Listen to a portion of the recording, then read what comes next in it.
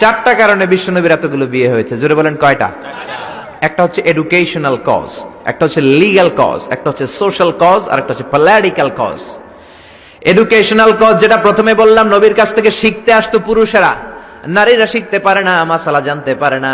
আল্লাহ বললেন বেশি করে বিয়ে করো, মাসালাগুলো তোমার বিবিদের কাছে জানাও, হায়েজ নেফাজের মাসালা, বিয়ে করলে স্বামী স্ত্রীর দাম্পত্য জীবনের মাসালা। ও নবী, তুমিও বলতে লজ্জা পাও, নারীরা শুনতে লজ্জা পায়, তোমার বিবিদের কাছ থেকে এসে এসে শিখে যাবে রে নবী। এক নাম্বার কজ এডুকেশনাল। দুই নাম্বার লিগ্যাল। অনেকে ছেলে দত্তক রাখে, পালক পুত্র, খবরদার, পালক পুত্র কোনদিন আপনার আপন পুত্র হতে পারে। যায়েদ বিন হারেসাকে বিশ্বনবী ছেলের মতো রাখলেন। সবাই বলতে আরম্ভ করলো যায়েদ বিন মুহাম্মদ, মুহাম্মদের ছেলে যায়েদ। আসলে কি মুহাম্মদ সাল্লাল্লাহু আলাইহি ওয়াসাল্লামের ছেলে না, হারেসার ছেলে।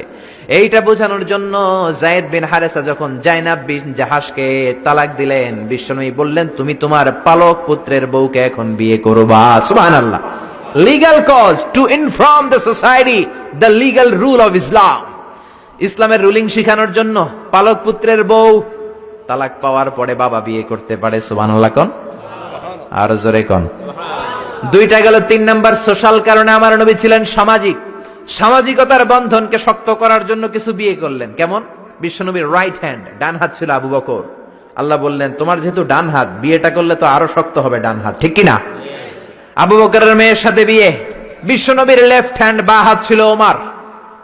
ওমরের এক বউ হাফসারে বিয়ে করলেন, এও তালাক খাওয়া।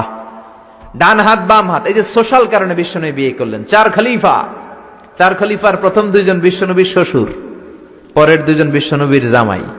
সুবহানাল্লাহ। বাড়িতে যায় বললেন আল্লাহু আকবার। আবু বকর, সাইয়েদনা ওমর বিশ্বনবীর শ্বশুর, আর ওসমানকে দিলেন দুই মেয়ে, আলীরে দিলেন এক মেয়ে। আল্লাহু আকবার। এই সোশ্যাল কারণে বিশ্বনবীর বিয়ের সংখ্যা বেড়েছে। সর্বশেষ হচ্ছে পলিটিক্যাল, রাজনৈতিক কারণে। কি রাজনৈতিক কারণ? বনুল মুস্তালাকে বিশ্বনবী যুদ্ধ করলেন। যুদ্ধ করার পর বনুল মুস্তালাকের লিডারের নাম ছিল হারিস বিন মেরার। হারিস বিন মেরারের একটা মেয়ে ছিল, তার নাম ছিল জুয়াইরিয়া বিনতুল হারিস। বিশ্বনবীর 11টা বউ, 2টা ছিল দাসী।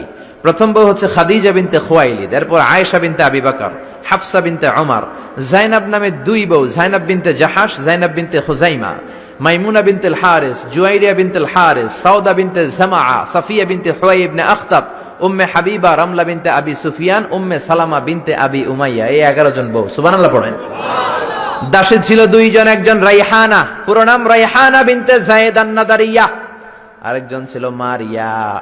মিশরের সম্রাট মুকাউকেস বিশ্বনবীরে হাদিয়া দিয়েছে। মারিয়া তু বিনতে শামউন আল-কিবতিয়া। এই 13 জন।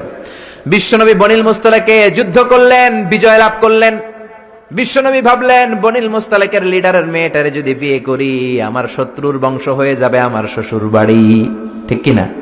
বুদ্ধি করে বিয়ে করলেন। বিয়ে করার পরে পুরো বনুল মুস্তালাকের লোকেরা ভাবে হায় হায়, আমাদের লিডারের মেয়ে বিয়ে করছে, এখন তো আমরা বেয়াই বেয়াই সম্পর্ক, ঠিক কিনা? আর কিলাকিলির দরকার নাই, আর তলোয়ার নিয়ে মারামারির দরকার নাই। তলোয়ার ফালা, সবাই একসাথে জড়ো হয়ে অ্যাসেম্বলি কর। মুহাম্মদ রে ডাক। বিশ্বনবী আসলেন। এবার সবাই বলল মুহাম্মদ আমাদেরকে পড়িয়ে দাও লা ইলাহা ইল্লাল্লাহু মুহাম্মাদুর রাসূলুল্লাহ। দেহ ভোগের জন্য মুহাম্মদ একটা বিয়ে করে নাই। জোরে বলেন ঠিক কিনা?